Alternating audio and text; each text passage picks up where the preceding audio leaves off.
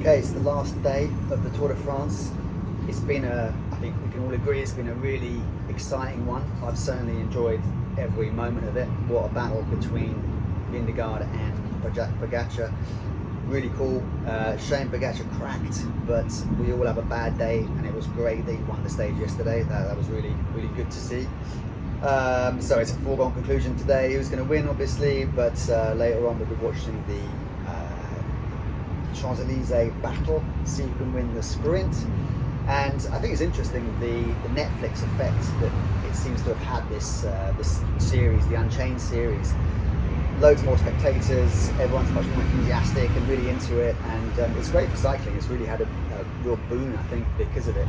And everyone I've recommended it to who know nothing about cycling, even my wife and other women that just don't really care about cycling, they've been on the edge of their seats and watched every episode, one after the other. So it's really good. If you haven't seen it, it's really worth watching. It's a great series. So and I'm just back from a 5-day stage race in the Pyrenees, which just gave me a bit of a taste of what the Tour de France is like. It absolutely killed me. 5 days in the mountains, doing these big climbs, the Tourmalet, the Haut-de-Camp. Super tough. There's big sections where it's consistently above 10, 11, 12%. It just really drains you. So you realize these guys, what they're going through. 21 days of this is really incredibly tough. I was done by the 6th day I tried to go out. I was done. So it's amazing what they can do. But so a couple of things that struck me though in watching the Tour de France, because I'm kind of inquisitive like that, and I thought I'd throw it out there. Two things really. The gearing that they use,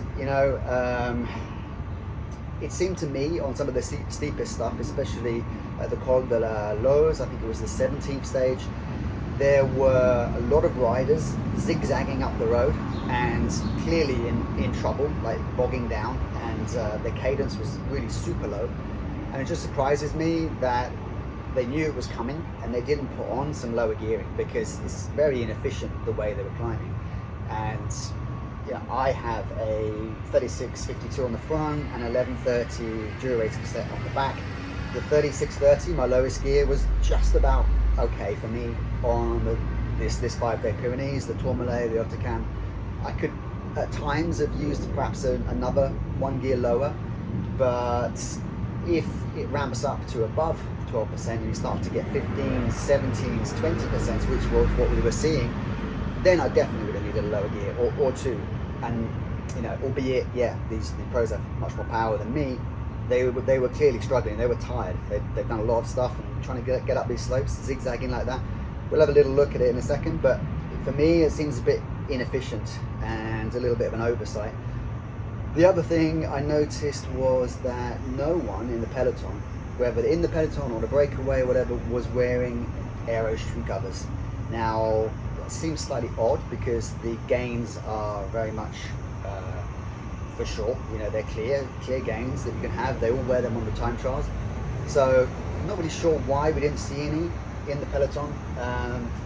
We'll have a little look at the comparison with shoe cover, non-shoe cover in a second. But it seems strange that they would not take a few extra watts like that if it's being handed to them on a plate. So let's delve into it and see if we can find some answers. Okay, so here we can see that they're zigzagging. They are struggling big time. Cadence is very, very low, even out of the saddle. And I don't know if we're going to see some real zigzaggers, but they're definitely, there we go, this guy, big zigzagging, not efficient at all. Why not just put on a lower gear? You can either have a smaller small ring or a bigger cassette. And I know it's very steep and I know they're tired, but they're not making it easy for themselves here. That's really, it strikes me as, he's hardly moving and his cadence is what, 40 or something? Not even. It just doesn't make sense. It was a very hilly stage and you can still have plenty of high-end speed if you want it and just have a lower gear. So I don't know. I'm not a pro team mechanic or a pro rider, but if it was me out there, I would definitely want something a bit lower, because cadence, you know, if your cadence drops below 40, then it's just very inefficient, below 60 even. And look at this guy, he's doing super S's. There we go, from one side to the other, and he's even getting a push. Okay, so here we have a shoe with a shoe cover on it, and the same shoe without a shoe cover on it. So no surprises, you can guess which one is by far the most aero. And basically you're just smoothing over all these little imperfections, these little ripples and troughs and seams, and the boas have all been smoothed over, so just so the air can flow a lot easier. It doesn't have to go right down in here, it can just bounce over the top like that. It's a nice interface with your leg here too, rather than being a fairly brutal. So yeah, I mean, we all know what this looks like, but it's just interesting to see side by side. You can see that it is a lot smoother, and the airflow will definitely be a lot cleaner. I did a video on this many years ago, actually, saying, you know, what is the cheapest aero game you can possibly make? And this is it, because these are cheap. You can get these for like 10 euros, not the Asos ones, but that for several watts. How many exactly, who knows, but there are some watts there.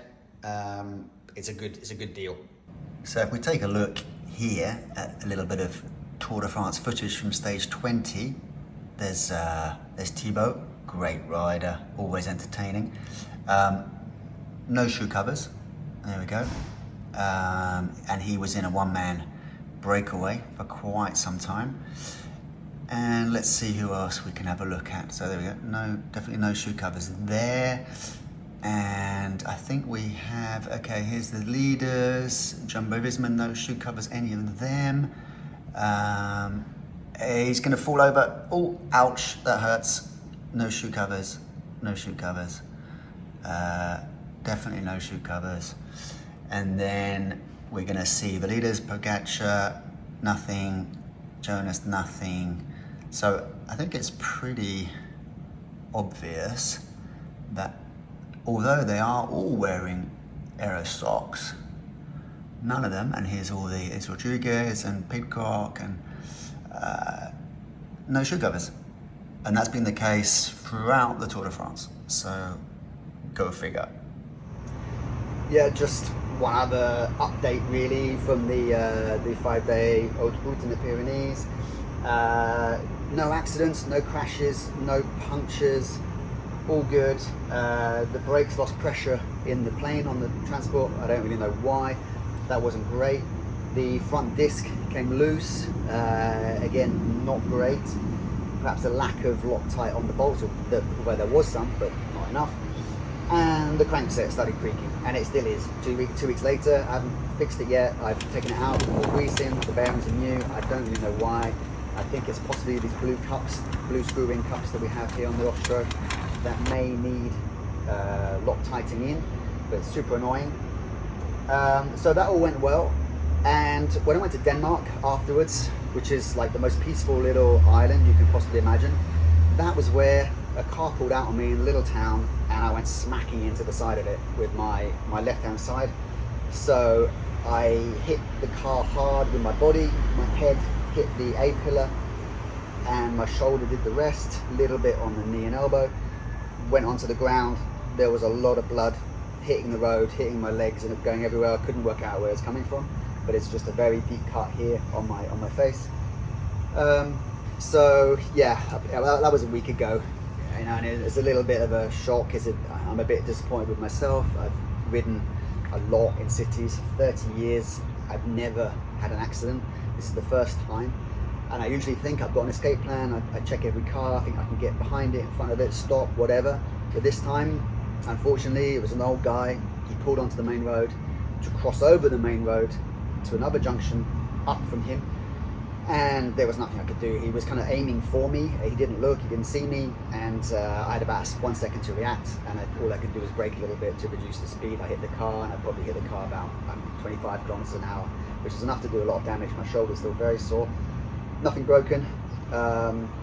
Anyway, that's life. You know, it's one of those things, but you know, it does make me a bit angry, because I just wish to God that drivers would understand the danger they can cause to pedestrians and cyclists. I think most drivers have no clue what happens when they hit a cyclist or pedestrian, the damage it can do. And most drivers just drive in a way that shows they don't understand that or accept that risk. And they need to be extremely careful of everything around them when you're driving a car, because it's a very dangerous weapon that they're in.